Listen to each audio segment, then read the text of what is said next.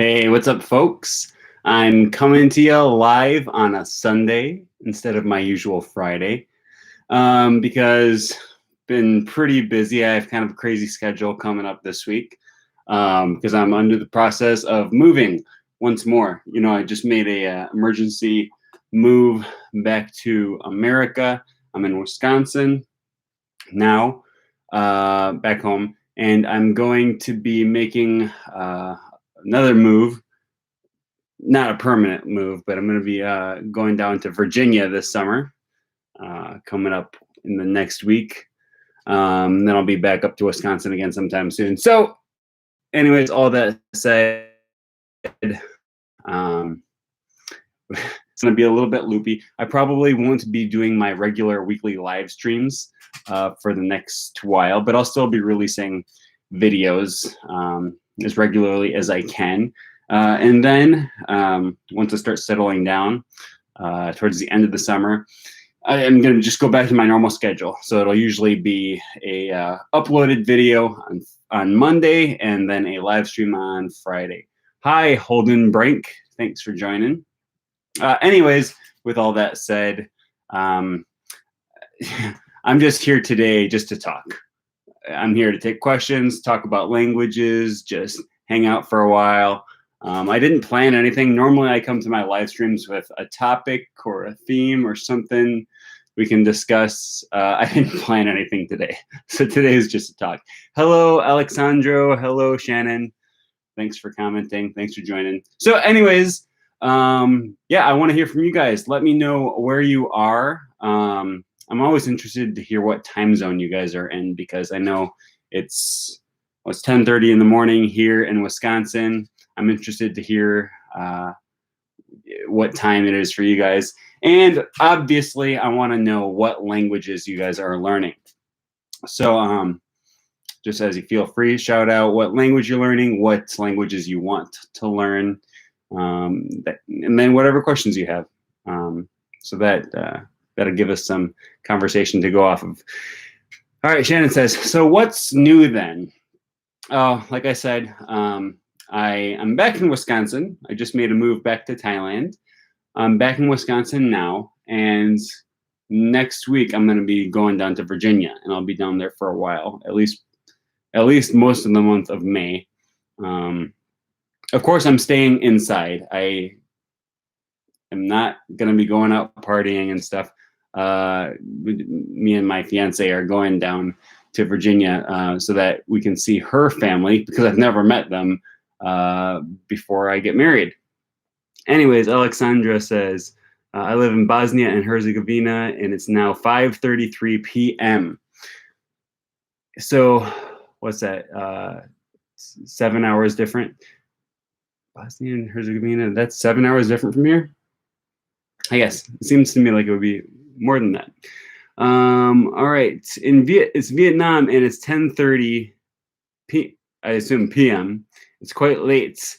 Yeah, I just lived in Thailand, which was exactly 12 hours different from here. Banana Tree Labs says, yes, I made it early. It's 5:35 p.m. in the UK. So 5:35 in same time in the UK as it is in Bosnia? I would have thought those were slightly different time zones, but I guess they're not. They're not too far away. I learned many languages, mostly English and German. So your first, what is your first language, Alexandra? What is your zodiac sign? I have no idea what my zodiac sign is, and I don't really care. Okay, and I'm learning Thai now. How do you think that we can partly understand that language? There's a lot of ways to learn a language. I've said for quite a while, I think one of the most important ways to learn a language is through input, just through comprehensible input. My native language is Serbian. Yeah, I wasn't quite sure. I know a lot of those countries there around Serbia, Croatia, Oh, I guess Albania has different language. I know a lot of them are like mutually intelligible, right? Like, I don't remember all of them. Like, I believe Croatian is similar enough to Serbian that you can understand each other. And I don't know too much about that part of the world, but from what I understand, a lot of those languages are basically the same language with minor differences, if I'm correct. Could be wrong. I live in the 3rd Ward in Milwaukee. That's very close to me. I went to school at UW Milwaukee, so I'd go down to the 3rd Ward every once in a while to, well, really the only thing I would do there is just go to the market and get food. My girlfriend loves a sandwich shop in the 3rd Ward there. All right. Have you ever tried constructing your own conlang? I think it's fun. I've done bits of that for fun. Yeah, I have. Not like really anything serious or trying to. I never published any of them or tried to get them famous or anything like that. But sometimes it's fun to do. It makes you think about how language works when you construct your own conlang. And let's see, do I have it up here? No, I read a book by David Peterson. I think that's his name, David Peterson, called The Art of Language Invention, which is really interesting because David Peterson is the guy who invented the languages for Game of Thrones and a few different TV shows. It was really interesting, all the thought and effort he puts into creating these languages. So just reading this book, actually, that was really the first linguistics book I ever read, because what David Peterson does is he looks at real languages and sees how they differ and sees what languages are able to do, what they're able to be like. And then he creates his constructed languages based off real languages. And there's a lot of thoughts that you wouldn't normally think of that goes into creating languages like that. So it was a really interesting read. Alexandra says, yes, it is more dialects. Yeah, there's a lot of languages like that. For example, well, I guess I wouldn't consider Portuguese and Spanish to be dialects of the same language. Those are pretty clearly separate languages. But they are mutually intelligible to an extent. So I often do this just for fun. I'll go to Wikipedia and look up a news article in Portuguese or sometimes in Italian, and I can read most of it. I can read a lot of the information, even though it's in a language that I've never learned. And also, this is really interesting. If you speak any Romance language, there's a constructed language called interlingua. Let me look this up. Interlingua. I'm going to go to Wikipedia and look it up. Yeah, Interlingua.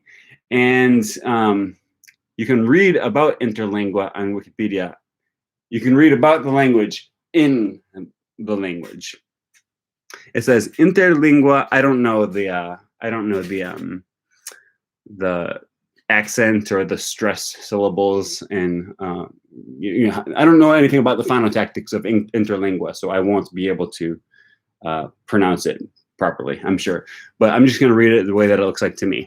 Interlingua es un lengua auxiliar internacional naturalistic basate super la vocabulos común al mayor lenguas europeae e super un gramática anglo-romance simple. Inicialmente publicate in,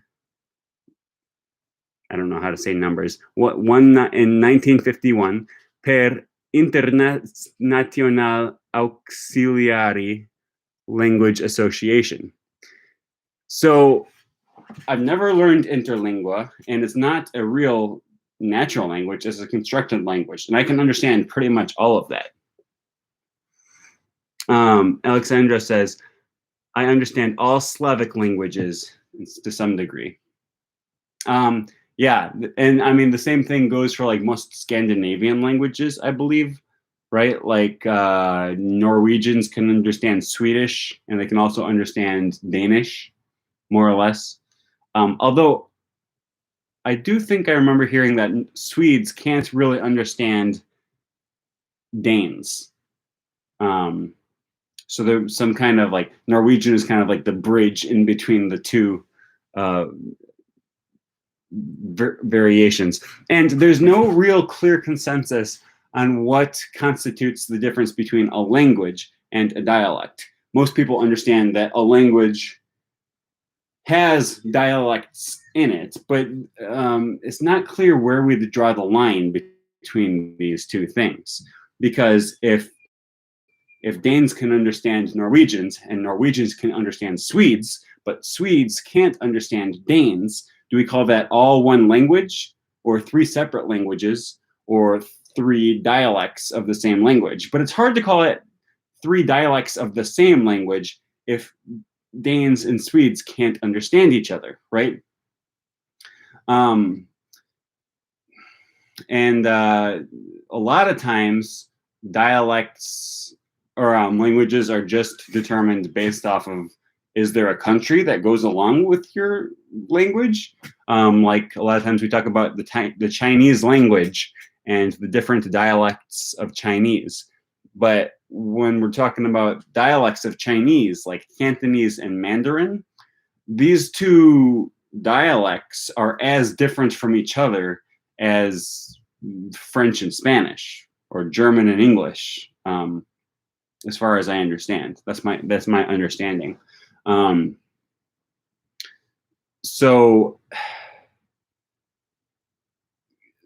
it is hard to tell what's the difference between a language and a dialect, right? In Thailand, there's the dialect that they have in Bangkok, and then there's Isan in the north, which I guess is still like Thai, but different. And then you go to Laos, and they speak, what do they speak? Laotian or something like that, which is similar to Thai and even has a similar alphabet and everything, and they can understand each other. But we call it a different language because it has a different country. A lot of times that's where people break down,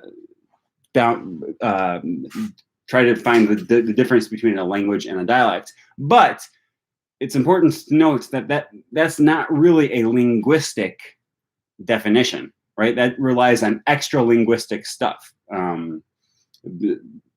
Arbitrary political borders and stuff like that.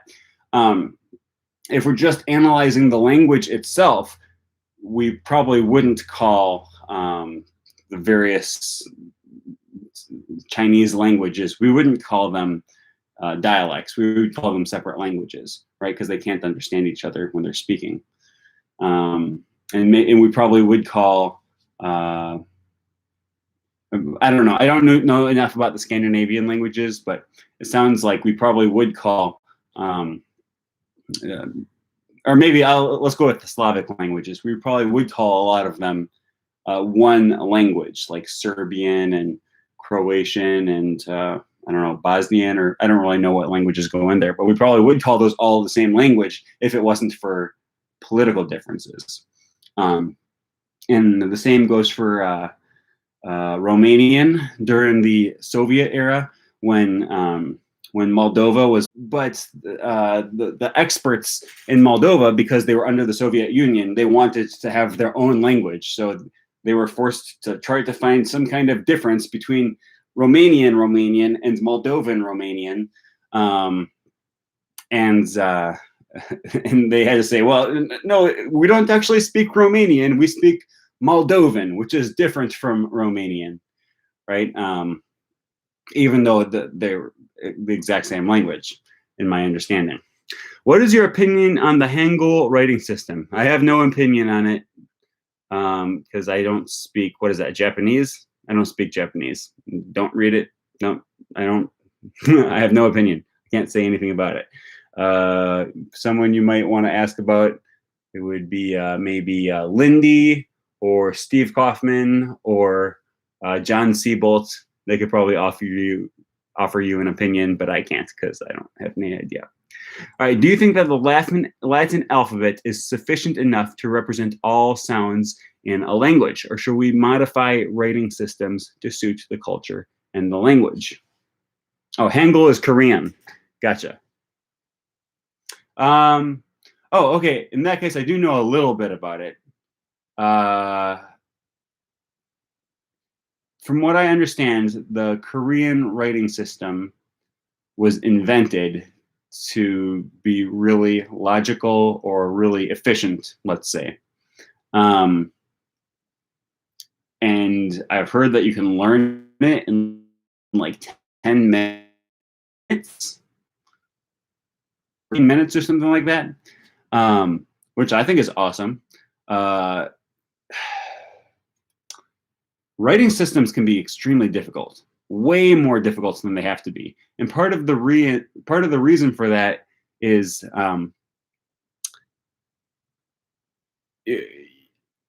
centuries ago, when people were starting to codify written language, they wrote down the sounds that they heard, right? But sounds are so ephemeral, you just say them and they're gone. It's just a puff of air and then it's over. But writing lasts. So the way we speak changes so quickly every generation. Like, I don't speak the same as my parents, and they don't speak the same as their parents. I certainly speak very different than my great-grandparents spoke. Our accents are different, our vocabulary, our lexicon is different. And so language changes, but writing systems, which are not language, they stay the same much longer. It takes a lot more time for our writing system to change than for speech to change. So what we're left with is the writing system that our great-great-great-great-great-great-great-great-grandparents were using, which is why we spell the word night, K-N-I-G-H-T, even though it looks nothing like that. And because once upon a time, I think they pronounced the word night as knicht, right? And they spelt it that way, and that's the way that it sounded. But as the years went by, the sounds changed, but we left the spelling the same. And that has left our writing system very different from our language. So I think it's awesome if the Korean language was invented more recently, the alphabet was invented more recently and reflects the way people actually speak, if it's more logical or more efficient. I don't know enough about it to say anything more than that, but I think it's great. And then going back to the question, what do you think that the Latin alphabet is sufficient enough to represent all sounds in a language, or should we modify writing systems to suit the culture and the language?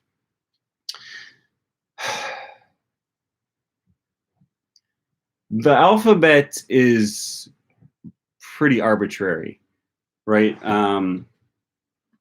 There's no relation between the spelling, the shape of the letter J and the sounds that it makes. And that's pretty clear because if you look at the sounds that the letter J makes in English, the sound that it makes in French, sound that it makes in Spanish, sound that it makes in Swedish, like the letter J makes a whole bunch of different sounds, and it's not linked to one sound in particular. So each language adapts the Latin alphabet to fit the sounds that are in their language.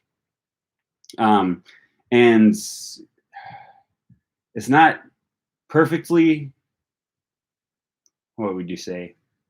It's not entirely convenient because we have strange, we have digraphs like TH, which represents one phoneme, or actually it represents two phonemes, and th, right, as in think or that. But in each case, we have two letters representing one phoneme. And then the opposite is also true. Like we have the letter C, which represents two different phonemes, right? The K sound and the S sound. And both of those phonemes can also be represented by two other phonemes, K and S. And then we have strange letters like X in English, which represents the KS sound. So it can be improved. It's not optimally easy. And I sympathize for people who are learning English, learning to read and write in English and to spell, because a lot of it just doesn't make sense, right? Why do we have the letter E at the end of a word how it's pronounced, right? Like, trying to think of a word. Lat and late. Why does the E at the end of the word, why is it not pronounced? And why does it change the pronunciation of the A? Why don't we just have a different letter that represents a different phoneme? And like I said, I explained why. It's because back in the day, people used to spell words the way that they pronounced them back then. And we kept the spelling, but the word pronunciations changed. And so I'm not saying we need to change the English language. I'm not making any claims about that. I don't know what we should do. I think the system that we have now is okay. Like, everyone learns to read and write in English, right? So you can keep it just the same, but it does make it difficult. So I don't know. I don't have any, I'm not making any suggestions here. I'm just pointing out what we all already know. Learning to read and write in English is hard. I heard Korean writing is very intuitive. Yes, I also heard the same thing. I've heard that before. Sounds interesting. I've never really looked into it too much, but it would be an interesting thing for me to check out for a day. Maybe I'll do one of those all-day live streams again for Korean, because that would be interesting to learn. I used to do these all-day live streams where I would just like set aside a Saturday and live stream all day, like 10, 12 hours, and learn. I learned German, Italian, Esperanto, Toki, Pona. It was a lot of fun. Okay. Just in Thai says, Sawadee krap. Sawadee krap. I can't spell. Rung. Jerung rung. Pom kui you prate Gaoli. So you've been to Korea.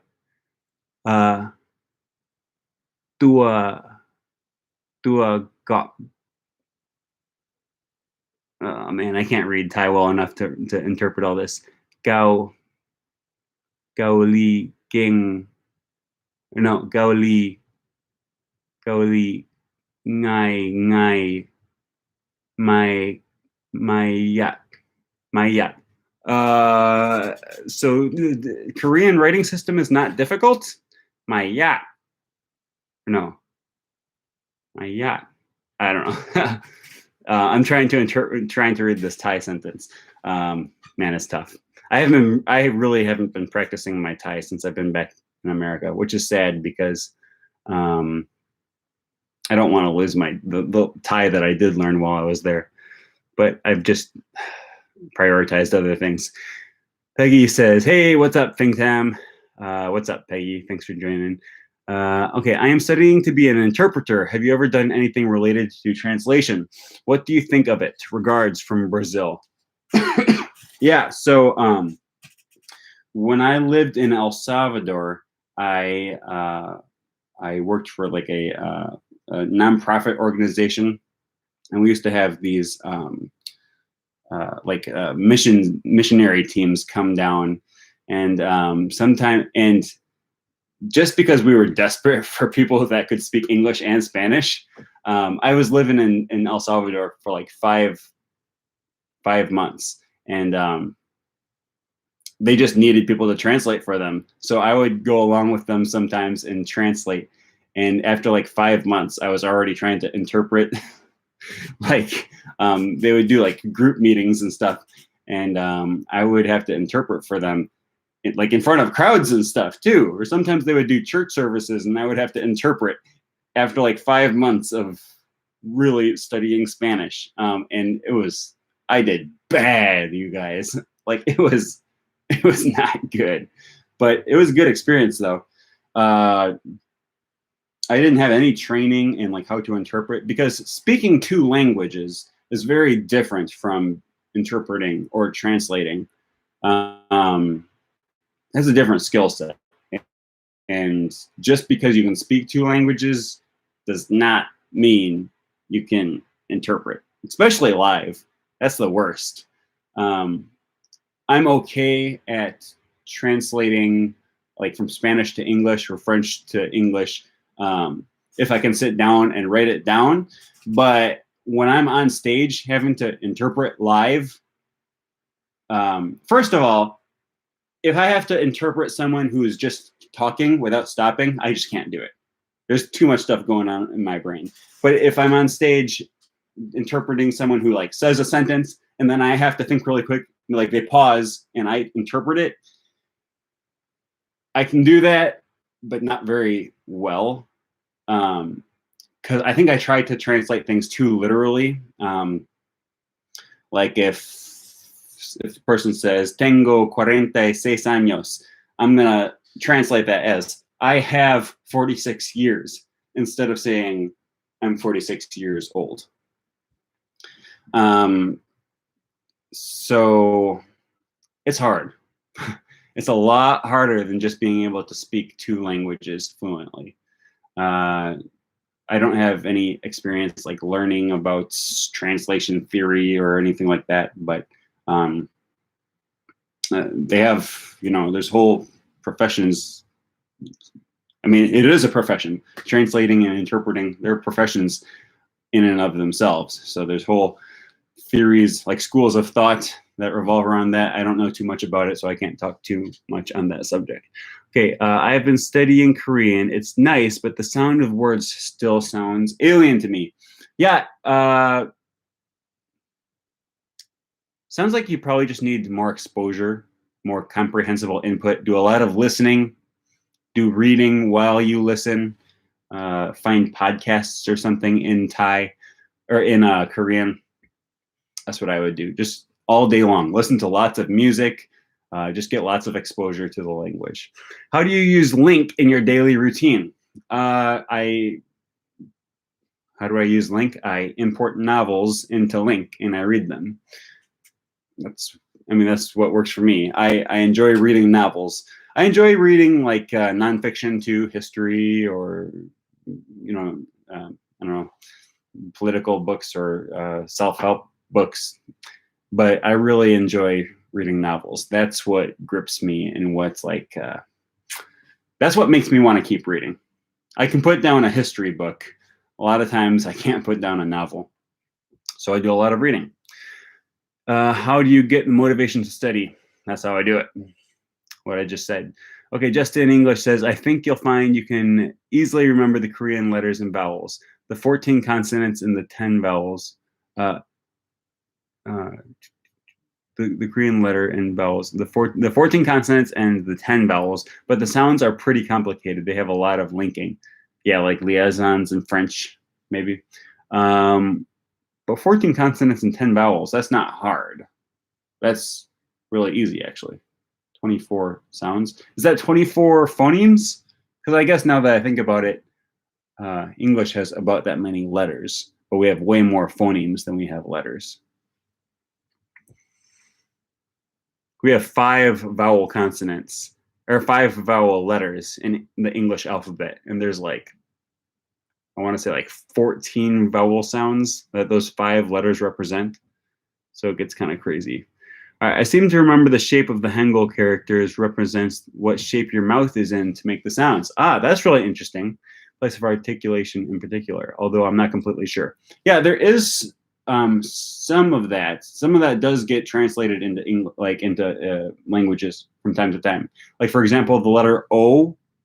You see when I make the letter O, my lips are round like an O. I don't know if that's just coincidental or if somehow somewhere along the line that was like intentionally included into the alphabet. I guess it would have had to go way back to the Latin alphabet when it was pronounced O. I don't know. Who knows? But yeah, sometimes. Well, that's a really interesting concept. If the Korean alphabet is based off of that, and it would make sense because the Korean alphabet was invented just a few years ago, or a few hundred years ago. I meant. Language wouldn't have changed too drastically much to be too different from the way it was back then. So that's cool. All right. Okay, actually, I'm an English teacher, and recently I've been focusing on translating skills in order to be an interpreter. Yeah, I mean, good luck. It's just really hard, and not everyone can do it, regardless of whether or not you can speak 2 languages. All right. Do you ever use Anki? And what are your thoughts on flashcards along with comprehensible input? Yes, I do use Anki. I have used it a lot, quite a bit. I have mixed feelings on flashcards. I've used them a lot, and they have been helpful. I've used Anki, Drops, Memrise, as well as physical flashcards, and the flashcards on Link. So I've used different flashcard systems, and it's nuanced, right? Like there's pros and cons to it. A lot of times online flashcard systems will automatically give you that spaced repetition. That's really helpful. It shows you one word every day for a while until you start to get the hang of it, and then it shows it to you every few days, and then every week, and then and then it spaces it out as you learn the word, and that's really nice.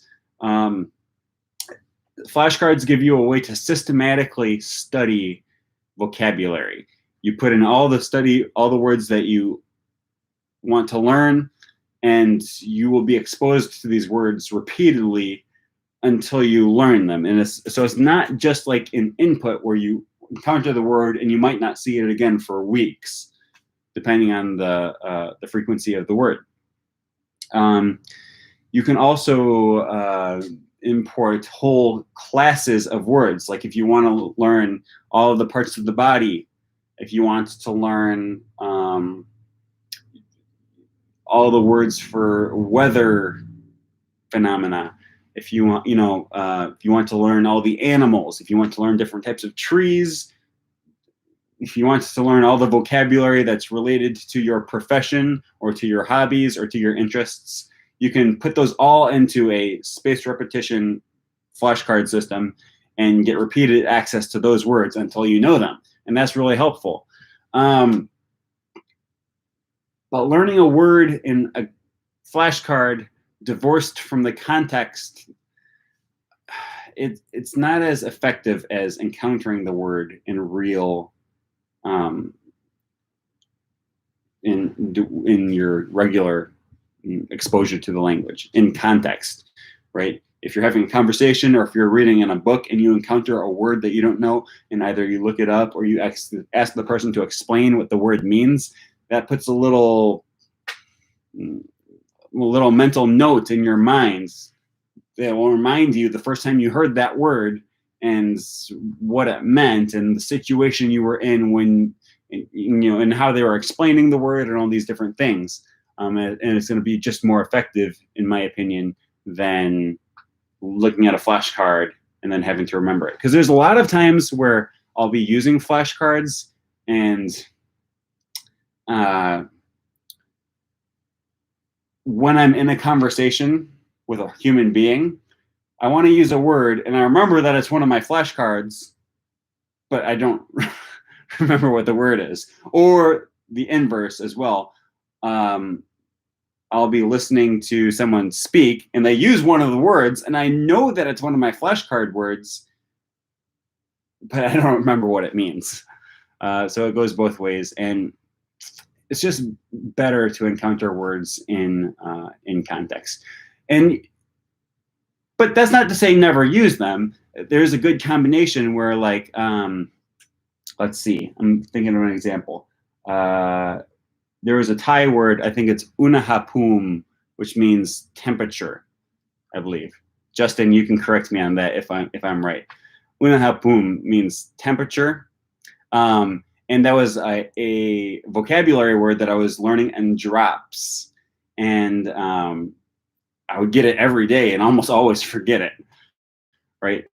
Like, it just wasn't sticking. And then one time someone used the word unahapum in the sentence, and I still couldn't remember what the word meant. But then through context, because they were explaining something to me, I realized, oh, that means temperature. And then I remembered, oh yeah, that's what that word means. It's my vocabulary word. But that put it in a context for me, and I was able to remember that word. And now I remember it.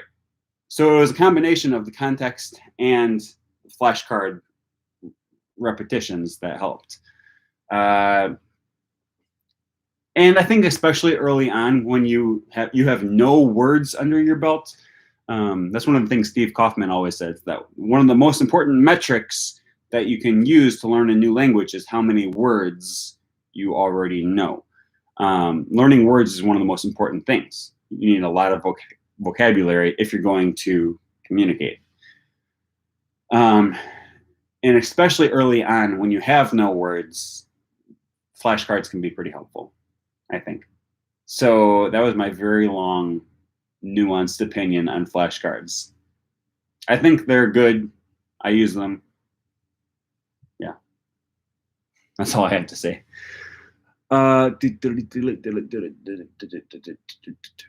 Okay.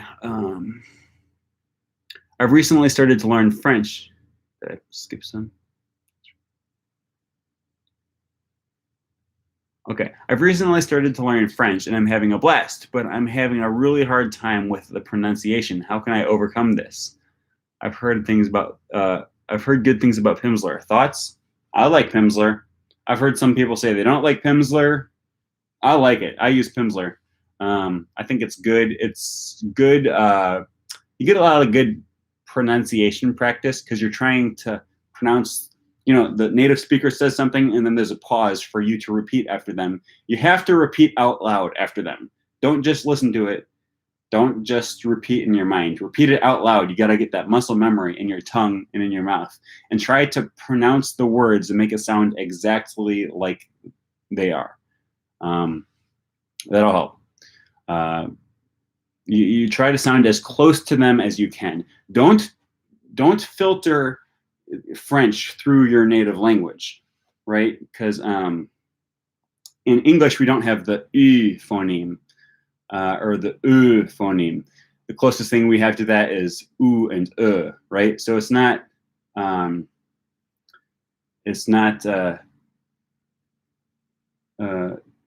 tu veux dire, or, you know, it's tu veux dire, right? We don't have that R phoneme in English.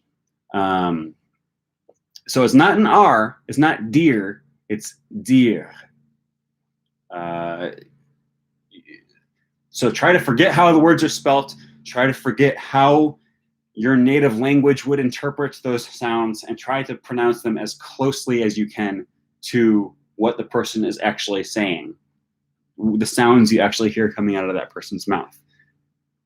And it'll take a long time, because at first you will just hear the person say tu instead of tu. But if you listen very closely, you'll hear that they're not saying tu, they're saying tu, or tu if you're in Quebec. I had something else that I wanted to say, but now I'm forgetting about it. Okay, Justin says, we have 45 phonemes, including schwa in American English. Yeah. Schwa is, by all rights, its own phoneme, just like anything else. And that's a lot more phonemes than letters. So don't be fooled into thinking that a phoneme is the same thing as a letter, because they're very different. How good do I need to get in Spanish before I start dabbling in other languages? What is a cognate language? And what is cognate language is the best after Spanish? I don't know what you mean by cognate language. Cognates are words that come from the same root word. Like a lot of times they'll come from the same Latin word in various languages. How good do you need to get in Spanish before you start dabbling in other languages? That depends how good you want to be in Spanish. I don't know. Are you going to try to become fluent in Spanish? Then you're going to have to hold off on learning Portuguese or French until you're at a pretty high level of Spanish. Unless you have a pressing need to learn one of the other languages, right? Like if you're, for example, if you're learning French and then you move to Thailand and you're not quite at the level you want to be in French yet, you can start learning Thai because that's more important right now, right? And then once you move back to America after you leave Thailand, you can continue learning French. But it depends on your goals. So I can't tell you. I can't answer that question for you. That's up to you. Colleen says, did you get a haircut? Did you recently get a haircut? Looks nice. Thank you. All right. Peggy says, French, Portuguese, Italian, etc. Yeah, so those are not cognate languages. Those are just languages in the same family. Those are all Italian, Romance languages. And I will tell you that once you learn one, it is a lot easier to learn the others. For the first 2 years that I was learning French, maybe for the first year that I was learning French, a solid 50% of the things that I said in French was me just trying to say Spanish words with a French accent. So it's, you know, it's helpful, but also the similarities get in the way because you can't remember which word belongs to which language, especially when you're speaking in fluent conversation. Tara says, just in English, good to see you're spreading your knowledge on the YouTubes. All right. Dampire up says, I don't like using flashcards. It kind of burned my mind. I go throughout textbooks and my goal is to learn the language from textbooks until I can use the language to learn itself. Yeah, I mean, do what you like. I'm not here to tell you what to do, but that's the last thing I would do. I hate learning from textbooks. I want to talk to people. I want to read books. I want to listen to music. Mostly I want to talk to people. That's the goal for me. I want to be able to have conversations, and I want to have friends who I can interact with and play games with and do fun things with when I'm learning the language. And for me, that's way more helpful than reading a textbook. Textbooks are among the least helpful things. Now, that's not to say they're useless. I do want to come to a point where I'm going to be speaking correctly in the way that native speakers speak. And if a textbook can explain some rules to me about the language, that might give me something to go off of in my conversations. But most of the time, I'm going to forget the rules. I'm going to forget the verb conjugations or the noun declensions, or I'm going to forget all that stuff. But it gives you a basis to go off of, and it's not useless. It's not nothing, but it's boring most of the time, or at least it's not interesting enough to keep me reading a textbook for hours a day. I do like grammar. I like linguistics, so I'm interested in that kind of thing, but it's not enough to give me lots of exposure to the language. It's not enough to keep me there reading textbooks indefinitely. Whereas if I have a novel in the language, or if I have a friend who I enjoy hanging out with who speaks the language, I have an intrinsic motivation to keep going. So that's my thought on that. All right, Peggy says, do you think starting learning languages at 15 years old is a head start? No, that I mean, most people in Europe start learning English at what, like 5 or something. Uh, in America, that's well. Here's the thing: in America, most people start learning languages around, what, 13, 14, 15, 16, something like that. In middle school, high school, I took my first Spanish class when I was in 6th grade. The question is, though, are you actually learning the language at that point, or are you just learning grammar rules, right? If you're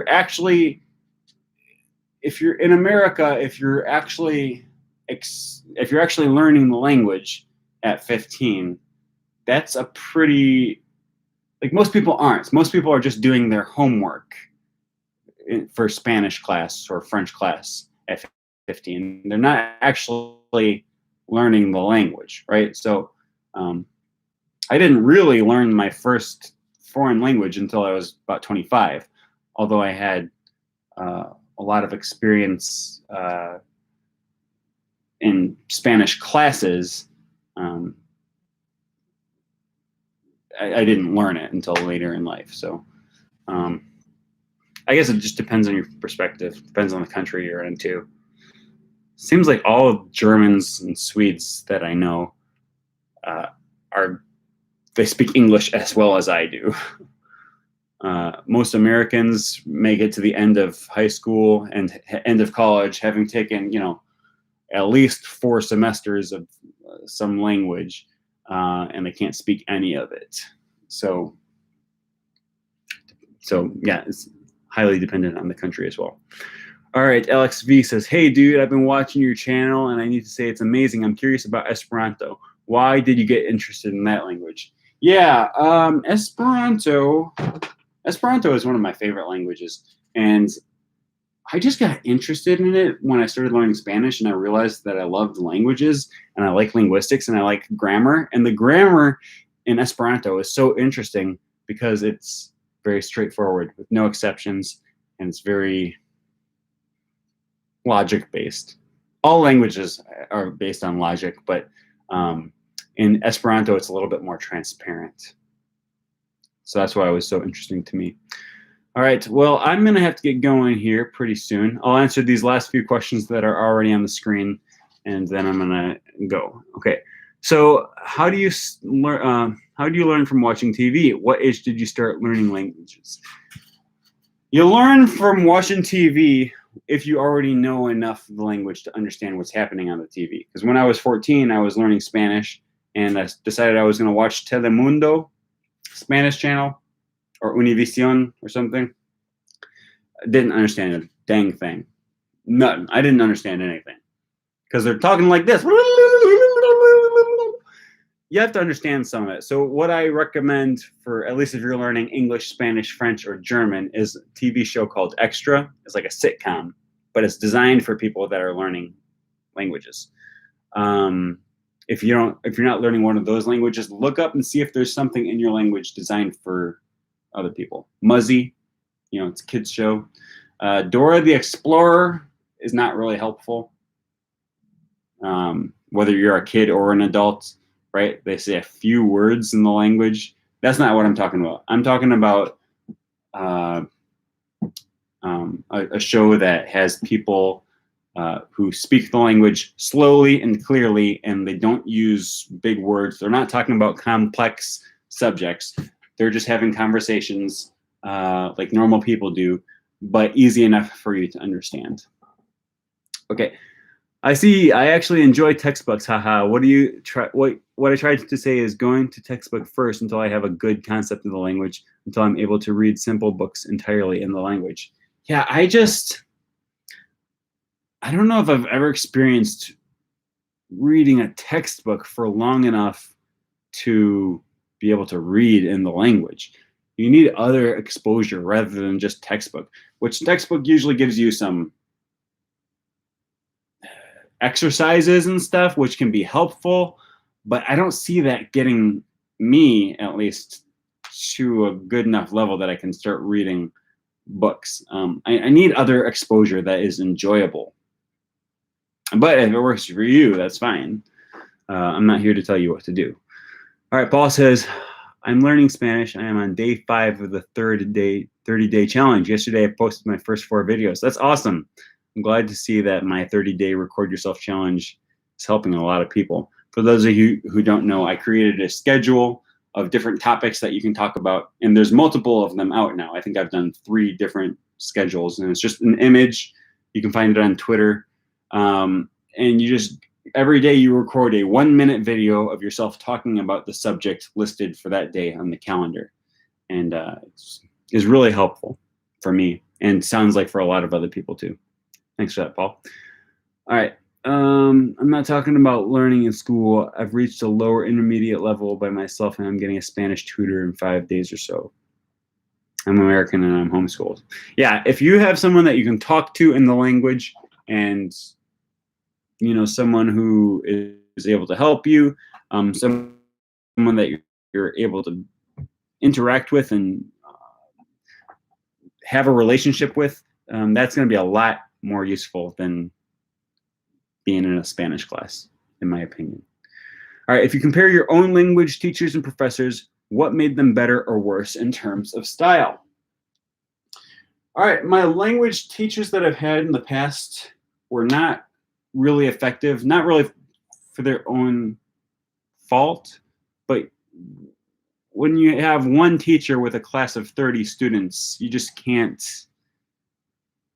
implement the learning environments that you would want. There's things you can do, I guess, but with my tutors, at least, we'll say this. When I'm using italki and I'm tutoring with someone, I don't want them to take me through a textbook. I can read the textbook on my own. Some of that is interesting, some of that's helpful, but mostly I want to be talking.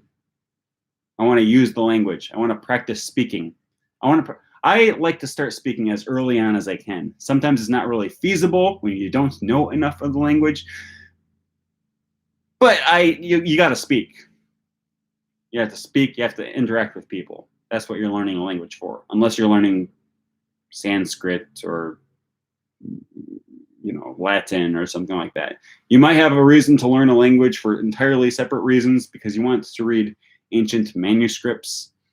I've always wanted to learn Koine Greek, in which case you don't need to speak to people. You need to do a lot of reading, right? Because that's your goal, though. But you have to ask yourself what your goal is and then figure out how you can accomplish that goal.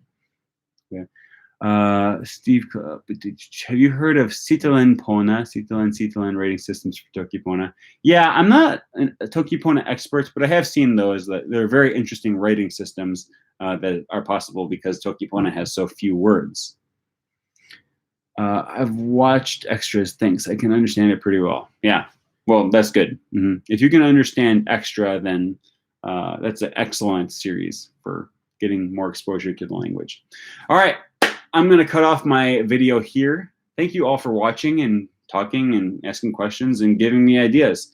I love hearing from all you guys. Oh, the one last question is, do you have any career goals right now? Yeah, I want to keep expanding my YouTube channel and my merchandise. I'm releasing books now, so hopefully I can start earning some money off of that. I'm going to start doing tutoring here very soon. So if you guys are looking for an English or Spanish or possibly a French tutor, I'm going to be doing that here pretty soon. And then I'm going to go back to grad school next year and hopefully keep going through so I can become a linguistics professor and researcher at some point. That's what I would love to do. So thank you all for your questions. And I'll see you guys soon. Tawa Pona. Yeah. Jeez. Okay. Bye-bye.